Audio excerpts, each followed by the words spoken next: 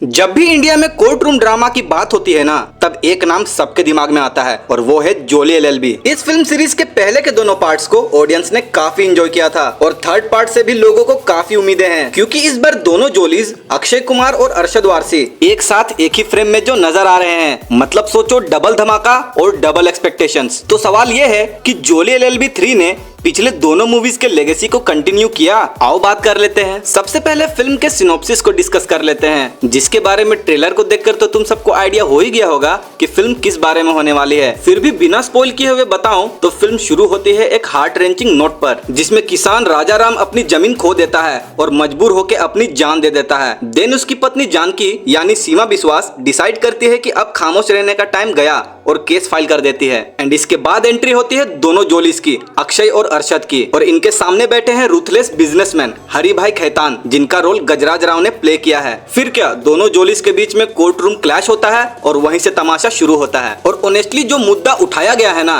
किसान की जमीन छीनने का, ये एकदम रिलेटेबल लगता है। जबकि इंडिया में आज तक किसी भी बिजनेसमैन ने किसी भी किसान की जमीन छीनी ही नहीं, फिर भी इसे देखकर इतना रियल और रिलेटेबल फील होता है ना कि क्या बोलूं। बस ज्यादा बोलूंगा तो कंट्रोवर्सी हो जाएगी और विवाद हो जाएगा। खैर तुम खुद ही समझ जाओ। तुम एक्चुअल में वो फार्मर और बिजनेसमैन वाला एंगल देखकर कनेक्ट कर पाते हो, क्योंकि दर्द एकदम असली है। और वहीं से फिल्म एक इमोशनल एंगल ले लेती है, मतलब एक ऐसा फील देती है जैसे तुम कोर्ट के अंदर वाले सीन्स को देखकर हंस भी रहे हो और कहीं ना कहीं दिल में वो पिंच फील भी कर रहे हो। अब परफॉर्मेंसेस की तरफ चलें तो अक्षय कुमार और अरशद वारसी के बीच में जो कॉमेडी बैंटर है ना, वो लिटरली एकदम ब्लास्ट है। दोनों की ही टाइमिंग ऐसी है ना कि कोर्ट वाले सीन्स को देखकर तो तुम्हारी हंसी रुकेगी ही नहीं। एंड थैंक गॉड जोली के थ्रू ही सही, लेकिन अक्षय कुमार अपने ओजी फॉर्म में वापस आ गए हैं, एकदम नेचुरल। और अरशद वारसी ने उनको इक्वली बैलेंस किया है। ऐसा बिल्कुल भी नहीं लगेगा कि दोनों एक दूसरे को ओवरशैडो कर रहे हैं, और यही चीज इस फिल्म की असली स्ट्रेंथ है। लेकिन भाई असली स्टार तो कोई और ही है,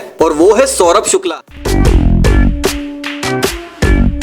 भाई क्या ही बोलूं, जज सुंदरलाल त्रिपाठी के कैरेक्टर ने एक बार फिर से सभी के दिल को जीत लिया। बंदा फिर से जज के रोल में एकदम शाइन करता है एंड कॉमेडी और सीरियसनेस का परफेक्ट बैलेंस लेकर आता है। एक सीन में तो उनको ब्लश करते हुए देखकर पूरा हॉल तालियां बजा रहा था। क्या ही बोलूं, ये बंदा सिर्फ सीन स्टील नहीं करता, पूरी फिल्म अपने नाम कर लेता है। जज सुंदरलाल त्रिपाठी मेरे लिए इस फिल्म का सबसे बड़ा हाईलाइट थे। मैं तो ये भी मानता हूँ कि अगर जोली एलएलबी सीरीज आइकॉनिक बनी है तो उसमें सबसे बड़ा क्रेडिट सौरभ शुक्ला को ही जाता है। बाकी के सभी एक्टर्स ने भी अपना बेस्ट दिया है, जिसमें से सीमा विश्वास का एक ही हॉल तुम्हारे दिल को हिला देता है। फिल्म में राम कपूर का भी एक मोनोलॉग है जो एकदम धमाका है। साथ ही गजराज राव भी एक मिनिमलिस्टिक विलन के तौर पर फिर से इंप्रेस कर जाते हैं। फिल्म में शिल्पा शुक्ला एक रिफ्रेशिंग सरप्राइज है, और हुमा कुरैशी और अमृता राव का प्रेजेंस चाहे छोटी हो पर वो फिल्म को एक जेंटल टच देते हैं। एक रिमाइंडर कि विमेन ही अक्सर आपको लाइफ में राइट ट्रैक पर ढकेलती है। डायरेक्शन की बात करें तो सुभाष कपूर को मेरे तरफ से सल्यूट है। उन्होंने खुद फिल्म को लिखा है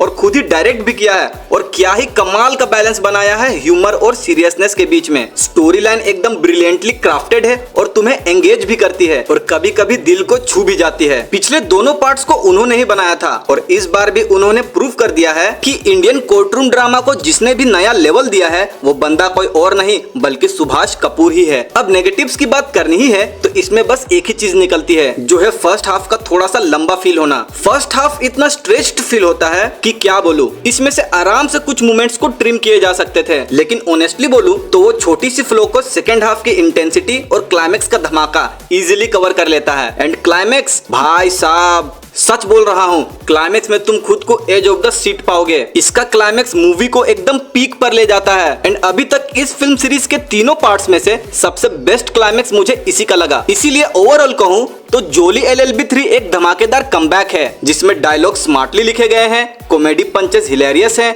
और इमोशनल कनेक्ट भी स्ट्रॉन्ग है। इसीलिए मैं इसे देता हूँ 4.5 आउट ऑफ 5 स्टार्स। सिर्फ फिल्म के एडिटिंग इश्यूज के लिए मैंने 0.5 स्टार को कट किया। एंड में मैं कॉन्फिडेंटली बोल सकता हूँ कि ये सीरीज एक लेजेंडरी ट्रिलॉजी बन चुकी है। अगर तुमने पहले के दोनों पार्ट्स को एंजॉय किया था तो ये फिल्म तुम्हारे लिए एक सिनेमैटिक ट्रीट है। और अगर तुमने अभी तक जोली एलएलबी नहीं देखी तो अभी से स्टार्ट करो, क्योंकि ये ट्रिलॉजी इंडियन सिनेमा के बेस्ट में से एक है एंड मैं इसे हाईली रिकमेंड करता हूँ। तो दोस्तों ये था मेरा ओपिनियन जोली एलएलबी 3 को लेकर। आई होप तुम सबको मेरे रिव्यू से हेल्प मिली होगी और वीडियो जरूर पसंद आया होगा। तो इसी बात पे वीडियो को लाइक करो और चैनल को सब्सक्राइब करो। साथ ही तुमने जोली एलएलबी 3 देखी और तुम्हें कैसी लगी, अपना ओपिनियन कमेंट सेक्शन में डालना मत भूलना। आज के लिए बस इतना ही। मैं मिलता हूँ तुम सबसे अगले वीडियो में, तब तक के लिए बाय।